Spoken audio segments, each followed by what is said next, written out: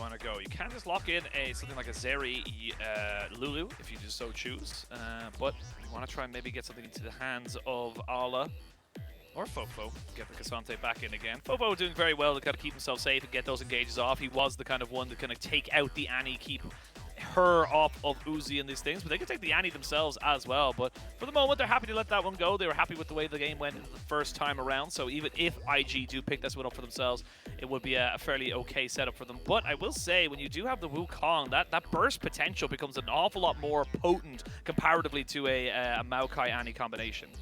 For sure. I was wondering whether IG were going to go towards some bot lane picks right now, lock in something like a Lucian Nami or a Zeri Lulu, with some other things that we've highlighted, but they're not going towards bot lane picks as it stands. Are they really going to force the gangplank on 3 again? They know that the Cassante can come in as a flex to mid lane. Maybe their logic is, look, if the Cassante goes top lane, I can bully out the Cassante. If it goes mid lane and they pick another melee top laner into the gangplank, then I've got double melees to play into and I work better in late game. Maybe that's their logic, but it's still really risky. I feel like game 1, Gwen got away with an awful lot in early game, got out of that pretty well, and things went in a pretty good state of affairs. That's pretty like high roll for that kind of game. I don't know whether they can replicate that again. The Sejuani's come through, potential of a flex coming into the mid lane now for that Cassante. In fact, I would imagine that to happen again, and Ala to have himself another good matchup into that gangplank. Yeah, quite possibly. We will see where they want to go. I wouldn't be surprised to see IG ban away something that can go toe-to-toe with the Gangplank or even a split push, maybe in the Fiora or the Camille. Is it going to be a Vladimir ban again? I mean, I really hope not, but I don't think it's as powerful as it needs to be, especially when you know that there's a Sejuani where you want to try Vladimir's and get those banned. I'm telling you now, it's going to happen. Please don't ban the Vladimir. Only in the LPL, I know it's a counter. I know it just does very well, but it's a solo Q counter. Like, come on. Like, if you're picking the Gangplank, you gotta know what counters it. You gotta know how to do with it. So we'll see if they want to ban it. Honestly, I wouldn't even be surprised to see. I would actually prefer for IG to ban away the Gwen, because the Gwen into the Gangplank could do exceptionally well.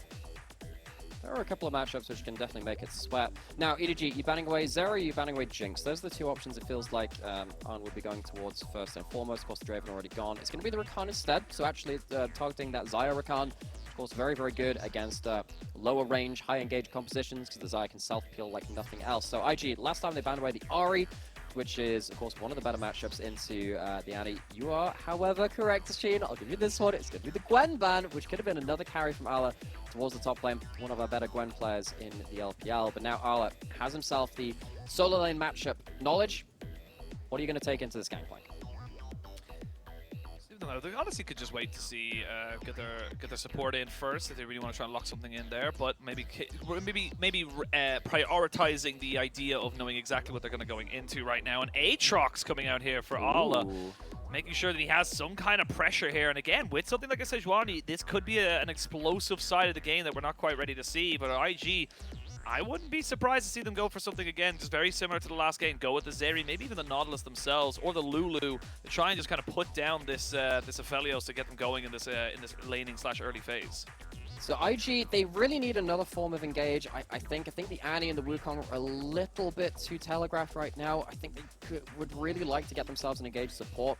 However, a takeaway of a Lulu would also be really important. When you lock in the Xayah, it's less about that kind of pairing up with the Enchanter support, unless it is that Rakan. Xayah, Lulu, not the best duo. They're hovering over that Blitzcrank.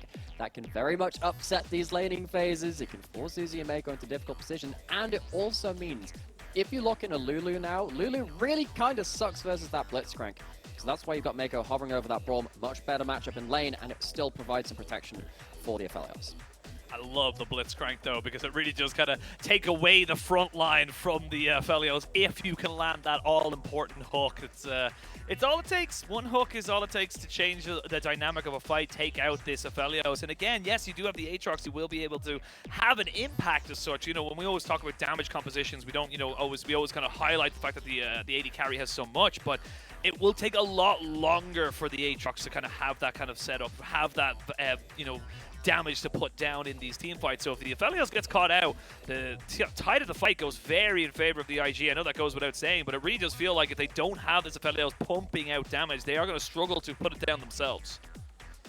the last pick, Braum, it's very good for the laning phase, and it means that the Blitzcrank has less valid targets. Taking away that front line obviously is a big factor, and you can start kind of Wukong ulting on top of them as well. You can put a lot of damage down to them.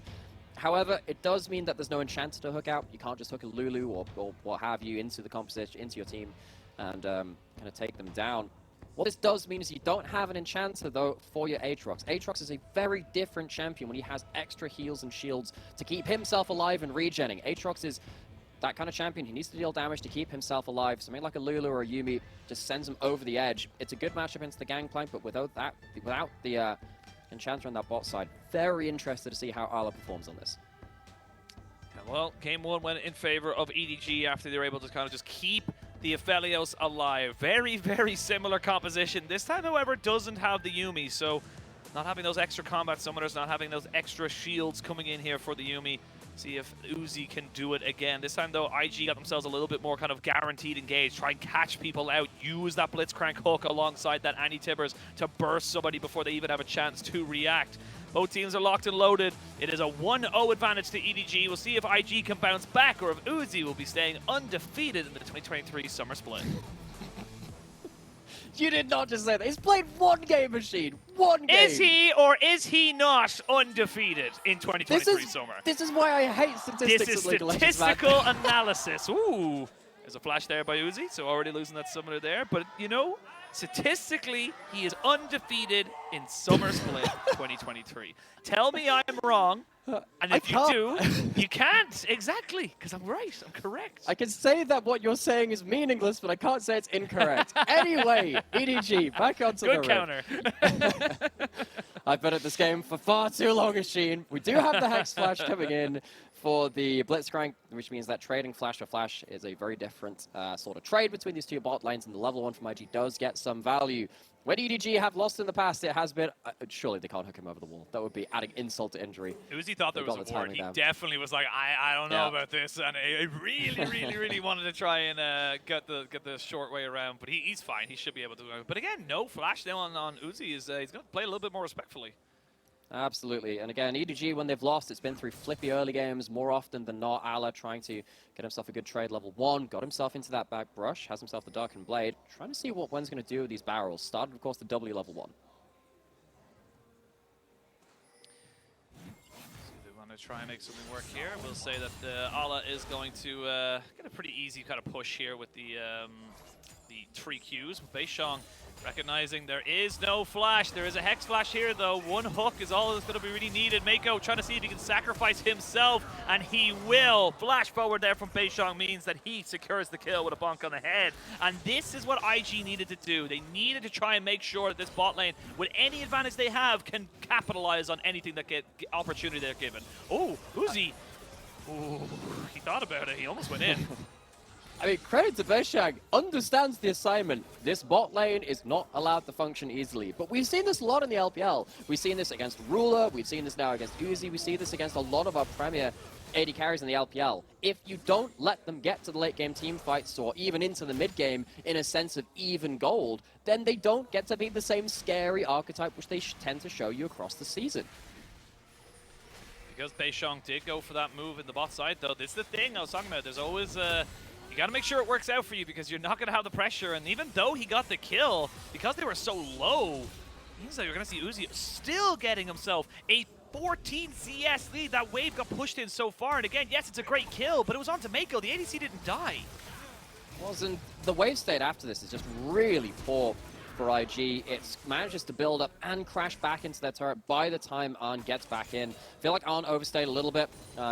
It meant that he had to have a late recall, couldn't get back in time to get many of that CS. And again, he's down 12 CS after they get that first kill in that bot lane. Uzi, his flash is going to be up sooner rather than later, already halfway off of that cooldown. IG, despite the fact that the initial plan of trying to shut down the bot lane is a good one, it's awkward execution, which leads to EDG with an inroad back into the game. Well, Jiejie looking to see if he can catch out Wink, but going to be difficult to do so. Will end up getting pushed back into the turret.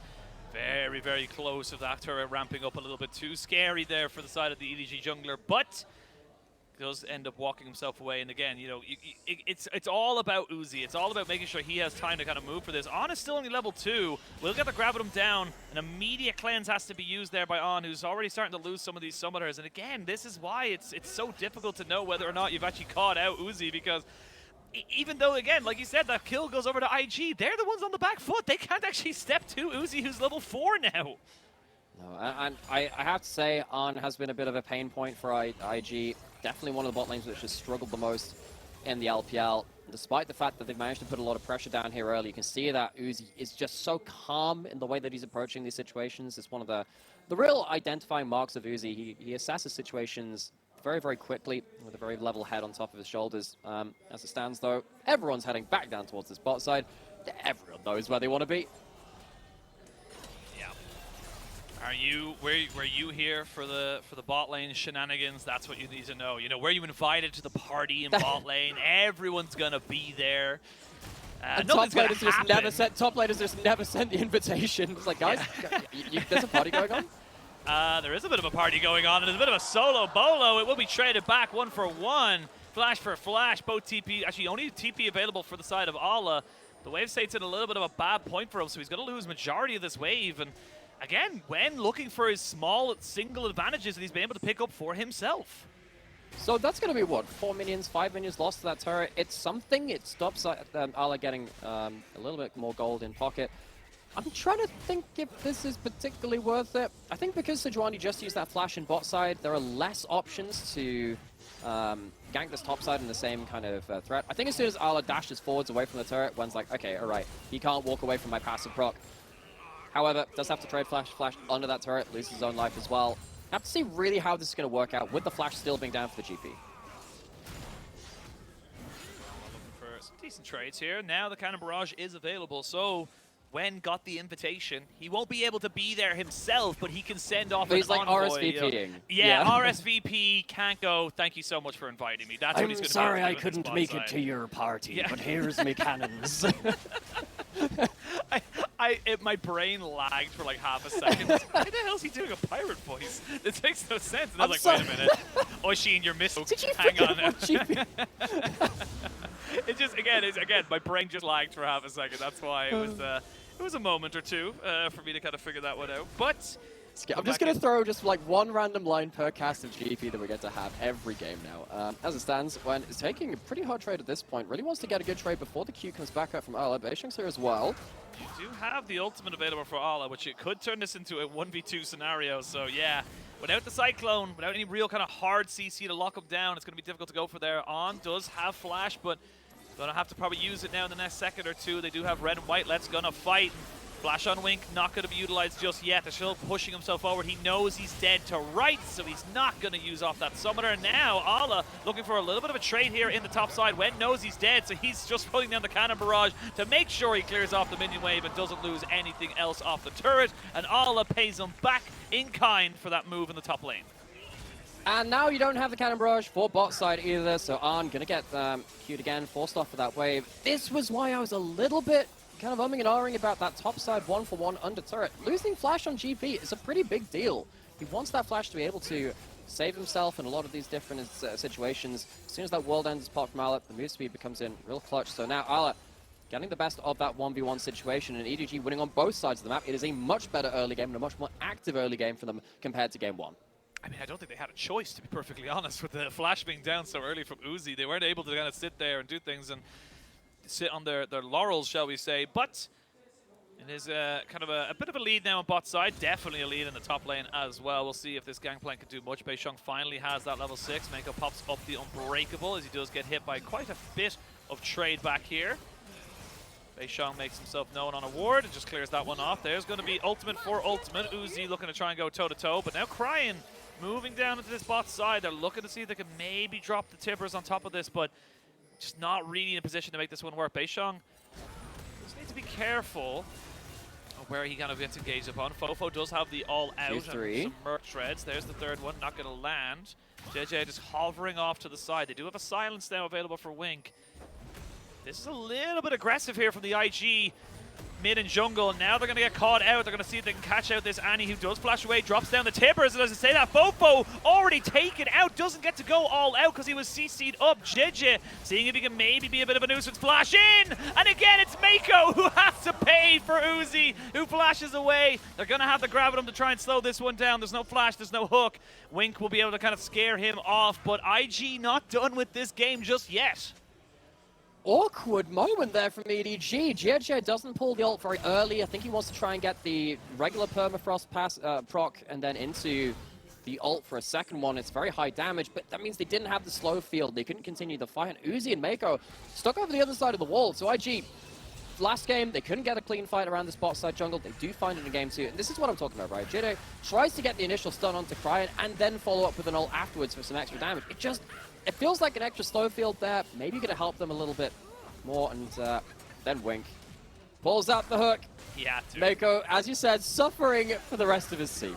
Yeah, I mean, look, Uzi had to flash there. It's definitely better that he doesn't die. And unfortunately, Meiko has to, you know, a life for a life, shall we say. Someone's got to die. And unfortunately, Meiko kind of recognizing that fact. The law of equivalent exchange. It is just something's got to be traded back here. As we do have Wen looking to see if he can trade a little bit more aggressively here, but the Infernal Chains knocks him all the way back. So now, going into the demonic state here, Ala looking to see if he can maybe take him out underneath the tower. Does have the flash. Does he have enough? Yes, he does. Does he get away? He will be able to tank up these minions, and there's nobody around. Ala gonna be able to recall here in the brush. Actually, doesn't even need to, because I think they know that this Beishang's on bot side, so he can say, cool, I can get out, no problem at all. But now FoFo 1v3, still a Cassante, still has ult available, so definitely not someone you want to take too lightly, but plenty of plates now going over to the side of IG. Right there, that's the hook, but it's unstoppable. The knockback's ready. The knockback is ready, and Wink is dead. Meiko gets some revenge. There's the Glacial Fissure coming out, and Uzi coming in. Not the greatest of guns, but he does not care. Cyclone from Beishang to try and disengage. On goes up and lets the feathers fly. Great flash from On, though, to catch everybody out with the feathers. But they've got the red and white, and they want to fight. There's going to be the all-out to bring Beishang away from this fight, but now Uzi gets caught out by the anti-Tibbers. On picks up the Braum, and that's going to be a 2-for-1 trade in that bot side. Now Wen, seeing if he can survive in this top lane. It's action all over the map right now, as Wen in a bit of a tizzy, but he will be able to trade back 1-for-1. Not a bad trade here for IG. There's fights all around the map, Nymaera. We had to wait like 30 minutes in the last game for these big fights. We are such higher tempo in game number 2. Plays being made at such a higher velocity than the last ones. Ala's overstepped. What? Ala, buddy! He's dead. He's getting 1v1'd right now. So Portal Combat, he hasn't gone down. Wink didn't have the ultimate. No! Wink, I thought he had it. I thought he had the damage, but no, he wasn't able to get it. But again, we're going to start all the way back at this top lane 1v1.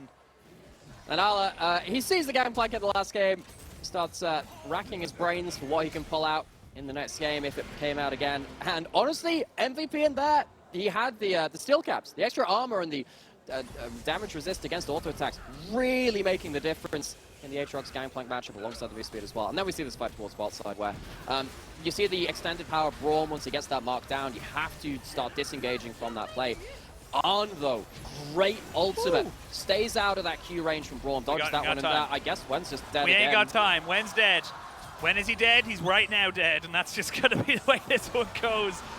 Ala 5-1 on this Aatrox. He is turning into the definition of a raid boss. And look, I understand the metrics. I understand why people play tank tops, but this is what I come to see in the LPL. Give me them carries.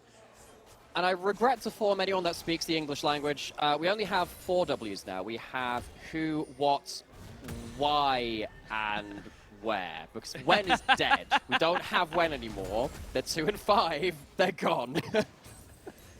Yeah, 2 and 5. Gonna drop down the cannon barrage, but honestly, this is just Ala getting such a huge advantage. Has himself a 35 CS lead. 4 plates now going over to him in the top lane. Mid lane's getting plates over to FoFo and Jiejie as well. So this is just an acceleration of it. And the funny thing is, despite all of this, it's all kind of centralized into this top lane.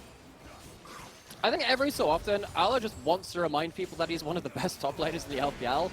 yes, had a bit of a fall off towards the end of the last split into playoffs, and we were thinking more about top laners like 369 or Bin or Shanji. Stop we're it, back to stop live, it. You haven't got time for analysis. You've only got time for fights. As we're going to see them now actually surviving for the moment. They finally take down Wink, but it's taken a little bit too long. Flash in, Tibbers, and On can clean up as well. You got Beishong looking to try and see if he can maybe get across this one here. They got to know he's coming right now. Uzi and FoFo, you need to leave. The Aatrox has not got teleports, which means he's running away as fast as he can. They still have Beishong moving in on top of this one here. They want to try and make it work. Wen and Cryin trying to corral themselves in, moving in. There's a Cyclone right on top of Uzi. Cyclone number 2 is good, and Cryin picks up the kill. This is IG fighting with tooth and nail with EDG. It's scrappy, it's sloppy, but my God, is it entertaining. IG's tears don't fall. They crash into EDG in the bot side. Cryin just does a game-turning play. He's 5-0-2 on the Annie. It feels like EDG, when they've been going towards this bot side of the map, their timing hasn't been quite right. Yes, they're starting off the plays fairly quickly, but you're not playing into the enchanters, which you can kill very quickly. You're playing into these heavy CC bot supports, and Arn gets out once again. It buys all the time for Cryin to make the game, well, the game-changing play, I suppose. This is a lot of gold given over to IG. I mean, the thing is as well, IG just recognizing, cool, we can't fight the Aatrox. Let's just not. Again, I talked about it. All that gold, all that advantage is focused into that Aatrox. If you just don't let him fight around, look at him on the minimap. No teleport, and he's kind of wandering aimlessly, wondering where he's supposed to be going.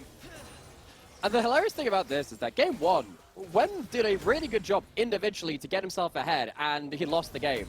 Now he's sat there getting absolutely brutalized the 1v1. He's like, you know what? This is even better. Why did we just do this before? I don't care if I lose.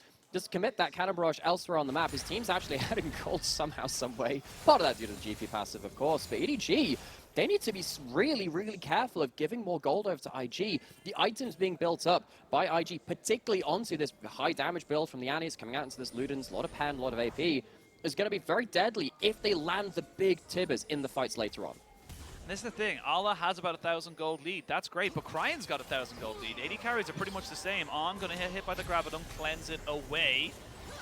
It's a nice little movement there from EDG to get a summoner off of them just before this Rift Herald fight. Now, this is the big thing. If you can take away this objective without losing anybody, you're in a good space. But it looks like IG aren't willing to let this one go. They're happy with, getting down and dirty into the mud. They're saying, look, let's scrap, man. Let's wrestle, because we know that you don't like doing that. Have themselves the cannon barrage. When just joining up in the mid lane, he's might be in difficulties on that side lane, but here comes Allah. Oh, no cleanse onto On means he's going to have to flash away. He does have the feathers to try and bring them back whenever he so chooses. There's the Gangplank dead.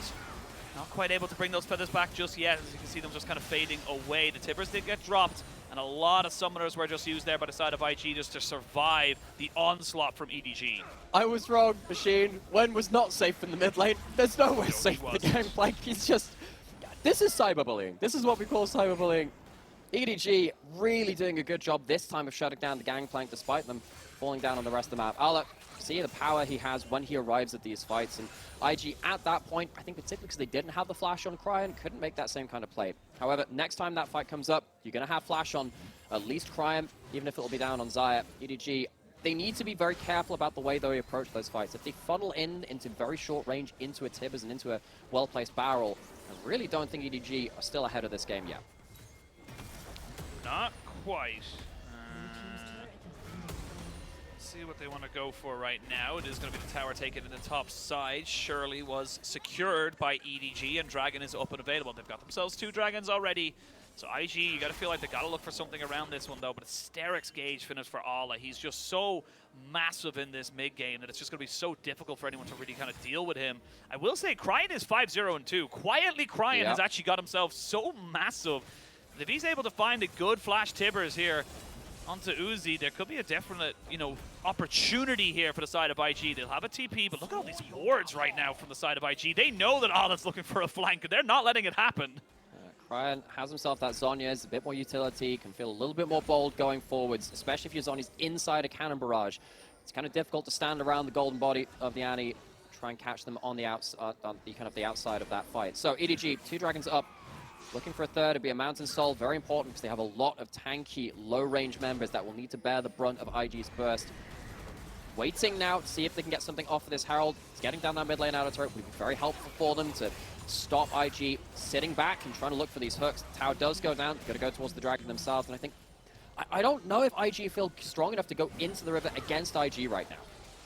I don't think they have a choice. I don't think it matters if whether or not they feel strong enough. They gotta try something. Getting them on the soul point would be huge. Here we go, Wink looking for a hook. I don't know if he wanted that. Never mind, they're gonna turn straight onto Ala and take him out. Your most fed member is now dead. Beistrong gonna go in with the Cyclone as the feathers already went down from On. He had to use the Feather Storm.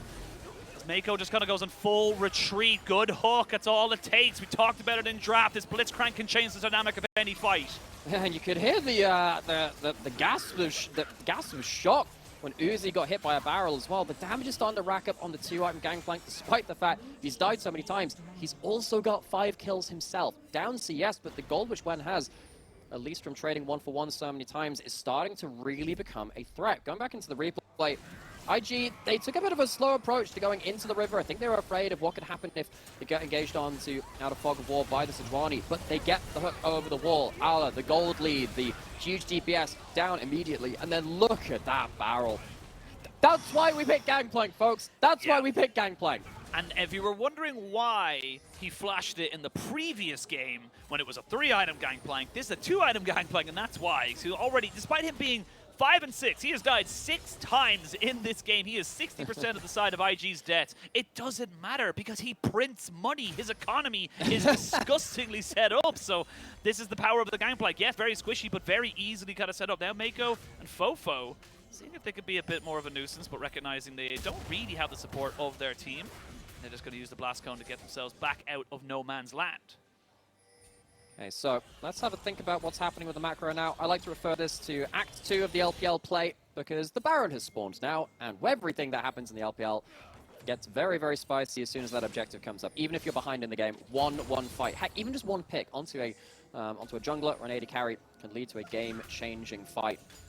As you can see, EDG looking to get some vision control around this top side of the map. IG, they can't let that go blank.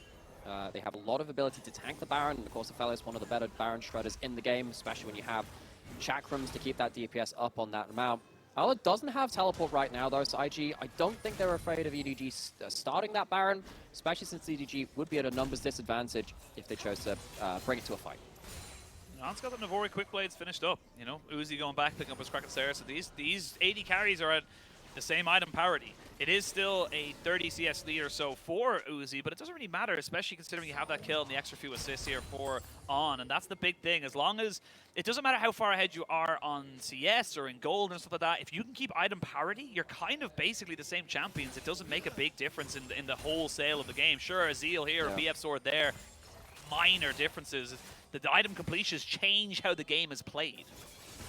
And particularly in this game, when you don't have enchanters to be almost an extra set of items on you, you have to play the game very differently as well. Because you don't have the extra move speed from something like a Yuumi, you don't have a Ghost in the back pocket of Uzi as well. Everyone on the side of IG is very high range, or in the case of Beishang, at least has the clone to keep himself safe. Uzi's going to have a hard time hitting people this game, especially when even the person that's flashing into you in Cryin has got a Zhonya's. Uzi's going to have to choose his moment very effectively to combo up with his team. The engage from EDG has to set him up for success. Here's the hook. They're going in. They silenced Jiejie down, so he couldn't flash away. Almost goes down there. The Ignite was popped here by Wink, but with the Cannon Barrage not able to kind of finish him off. That's actually pretty big. It means that Ala didn't pull the trigger there onto the teleport, which means he's free hitting on that bot side. Going to be able to crash that wave very, very easily. Not a huge wave, unfortunately, for him. Now we might be in a little bit of trouble. He's actually just taking away the Krugs. They know he's here. They're going to hit him with a barrel. They're still pushing here on top of this one here. Cryin just going to drop down a little bit of a stun. And that forces the ultimate out of Ala straight away. Yes, this is getting out of hand. Now there are two of them. Meiko flashing forward, seeing that the solo laners were in bot side. Beishang is currently around that wall. Would have been a choke point. I think this is the kind of point where you can't afford to fight as IG, though. You've used your ultimates. Uzi was in a position to do damage with, again, his longest range weapon combination, which I will continue to talk about. I really like those rifle turrets, and Uzi does too. IG, you've got to be very careful now. You don't have that cannon barrage. That's one of your big abilities to keep the fights running in the way that you want them to. When does find a large Wow, burrow. Look how long range he attacks from. It's almost like he's got really long range weapons. Yeah, he does have a long range weapon for the moment, but not going to be able to keep that one for the next little while. 50 seconds till the dragon spawns, and See what kind of combination of guns Uzi has. It's almost certainly going to be the Gravitum and Infernum he wants for that big AoE team fight, but now all these camps being taken away by EDG as they have got the pressure on that bot side. They've shifted their focus now away from that Baron, recognizing, look, we can still get ourselves Soul Point. We can still move ourselves into a much more favorable position, especially with the amount of tanks we have. That Mountain Soul is so important. Okay, so back into this mid lane again. This series has been oh so much about mid lane priority. That shove over mid lane, which allows you a bit more ability to enter into the river in these larger choke points in the river, but IG, they go too quickly. They go too quickly, and it's going to be Wink getting caught out. Great ultimate there onto Wen, forces out his orange to see if he'll BK, gets a flash out of him as well. They're throwing back damage here on top of the Aatrox. The Aatrox is dead. There's a massive Inferno though from Uzi, who's able to get so much work done completely untouched. And that means the rest of IG have to back themselves away. They get themselves the Dragon off of this, and they could possibly go for Baron as well. Look, when you shove in mid lane, you're meant to use that to go into river more safely through the larger entrance. You don't have to go through the tight choke points. IG, I think they get caught up in that a little too much. They go through the large choke point without realizing EDG are already like completely breathing down their necks. EDG, they find the right spacing for Uzi to do damage. It's the Infernum which comes out. The burst is absolutely horrid onto IG. And IG, they just lose their heads a little bit when they're trying to get over control of this mid lane. Look at this. Wink is just on the completely wrong side of this wall. Even though you pushed in that mid lane, you're not safe. And as soon as the extra engage comes through, EDG know the fight is on. Yes, Ala gets caught, but the stun is only used onto the Aatrox. It's not a huge 5-6 kill Annie going onto the backline. And that means that Uzi sits there and goes, well, that's their threat gone. I'm just going to go burst out that backline. Job's done.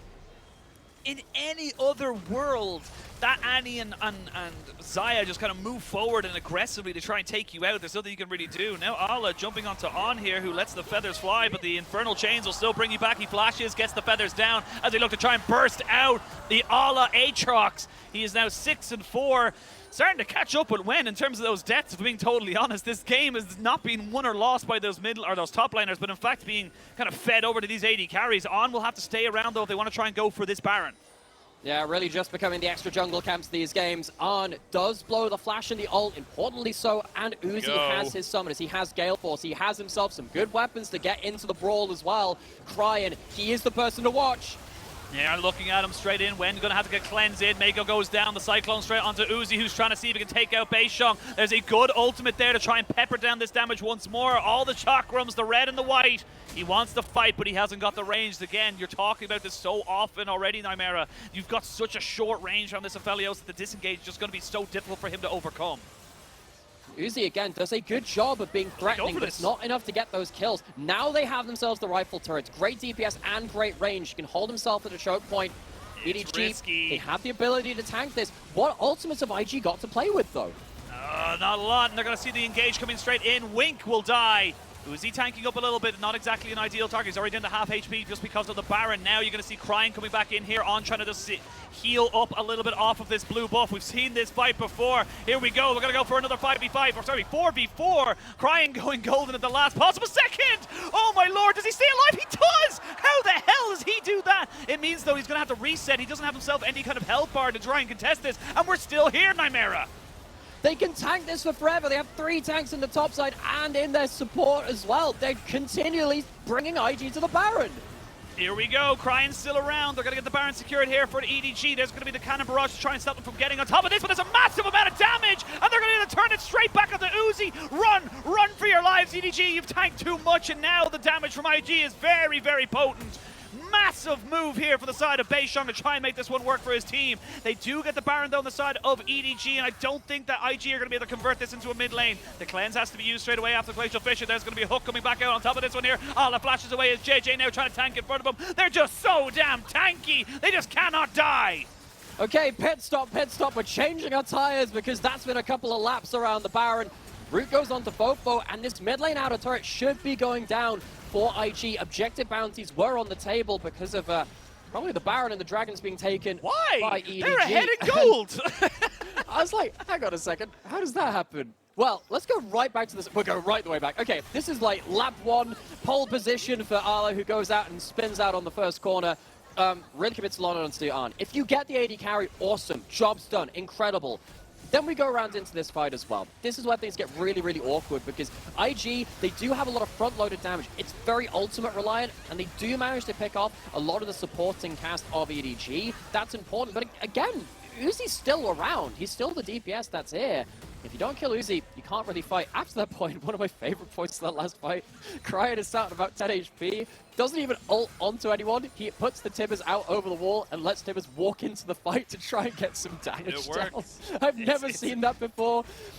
It just made me laugh, mate. It's unorthodox, but it does do the trick. And again, look at the carries on the side of IG. 506 on Cryin, 309 onto On, who is now 3 and a bit items. Having that Vamp Scepter so impactful. Even a Morello Nomicon for Cryin is going to be huge to try and stop all this internal healing that has been available. There's a good hook right onto Ala, and he's going to get taken out straight away before this fight can really go in on top of this one.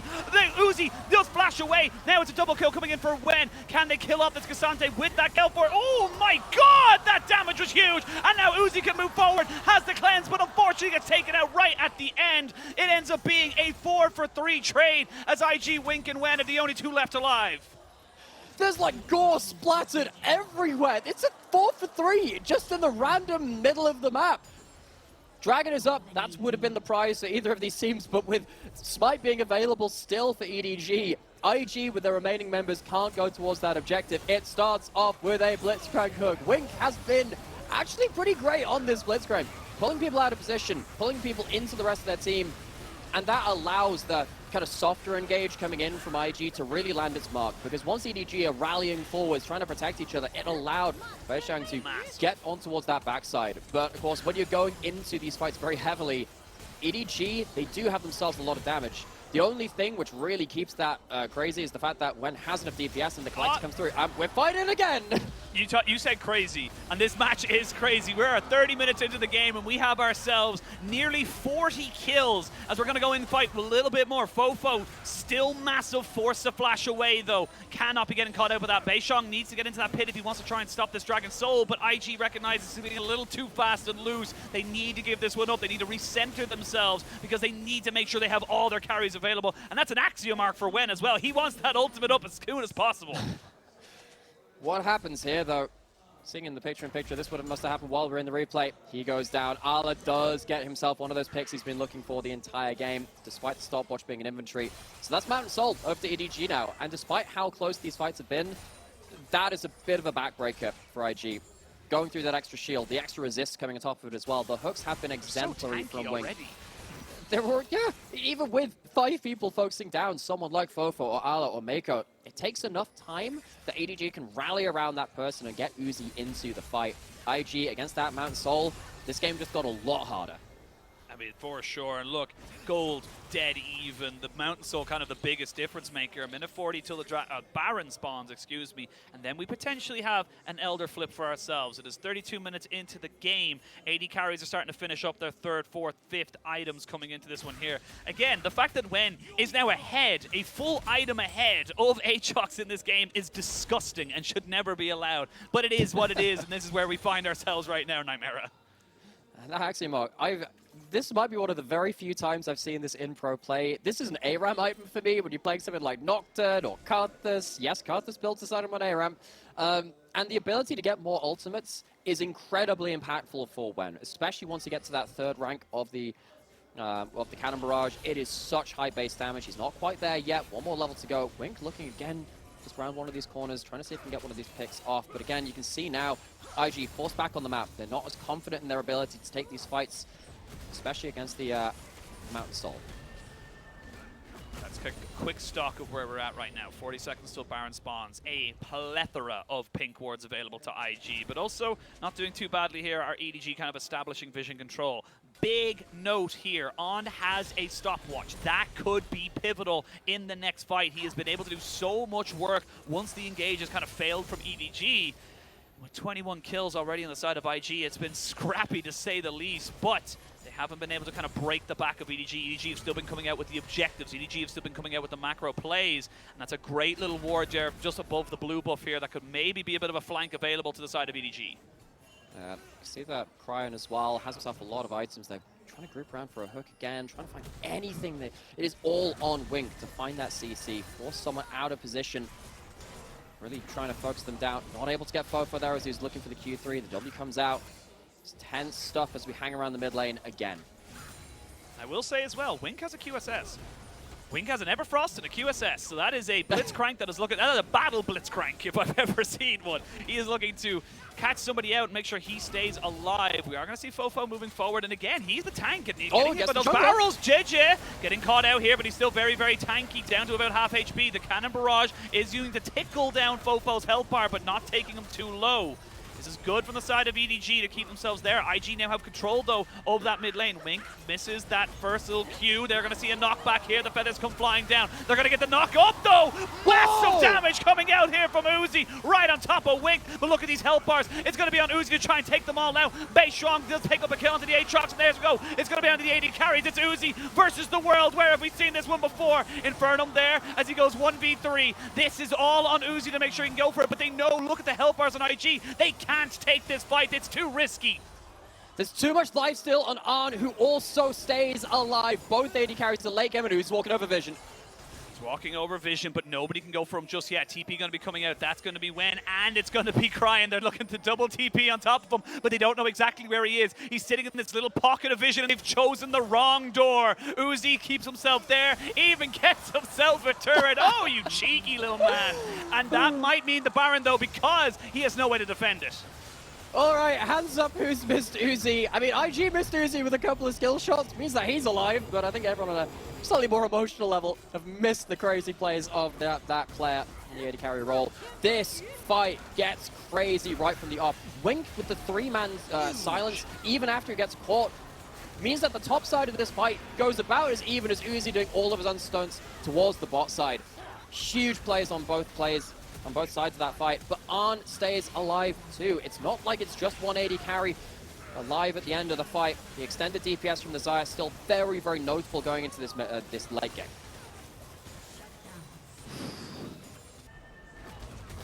We come back into live. We're not done yet. There is an And we're not fighting coming out of a replay for once. It's crazy. Yes, we are, but look at the damage coming out there. It is Uzi versus the world, but that world is a massive Annie in the mid lane, and on this Xayah just feels like he can do no wrong. QSS finished up for Uzi as he's already turned into a Mercurial Scimitar. We come back in, minute till the Elder spawns. Again, I would ask how you want to see both these teams approach this, but they're looking for the ARAM right now, my dude. Like, they're just fighting. And they kind of have to. IG in particular are a very squishy team, and they're against that Mountain Soul. They can't. Whoa, that's a hook. That is a hook right there. The Everfrost comes back down onto Meiko. Meiko trying to see if he can disengage, but the Cannon Barrage is just kind of tickling him down. He's very, very low, but not quite dead yet. Would love to get a bit of a reset in before this Dragon. He needs to be quick to get himself back out onto this map. And this is exactly why neither team can leave people away from this mid lane. If EDG are not there as 5 members, when one person gets hooked, they can't turn the fight immediately and look for the 5v5. If IG leaves someone out of mid lane, then they get engaged onto by something like the Gravitamol, something like that Sejuani.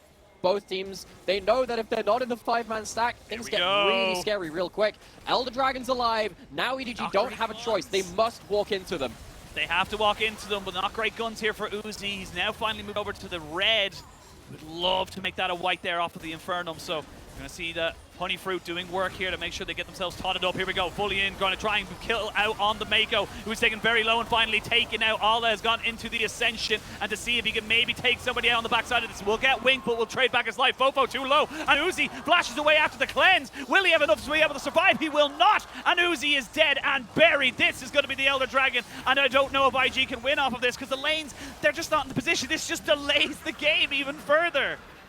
Mountain Soul be damned though, IG, and the Collector block. The Collector, the Elder, the everything went with the snipe across the map. That's actually huge, because you don't have FoFo to try and just, tank forward into this lane. That means I could be wrong in this. They may just barrel down bot. Yeah, I mean, these death numbers are huge. They realized the Elder was there. The Elder is down, and now IG, with this many members, you can see Jiejie is throwing his ult for wave clip, but the Baron up creeps are not letting him do it for free. He's not letting him do it. He's just trying to cut off the wave and keep himself alive. Beishong chasing him back, but knows he doesn't have to kill him to end the game. Uzi back in 13 seconds. Ala back in 10. Have IG done enough to extend this series? I don't know. Ala's up in 4, and he has stopwatch, flash, and ult. This is going to be a close run thing.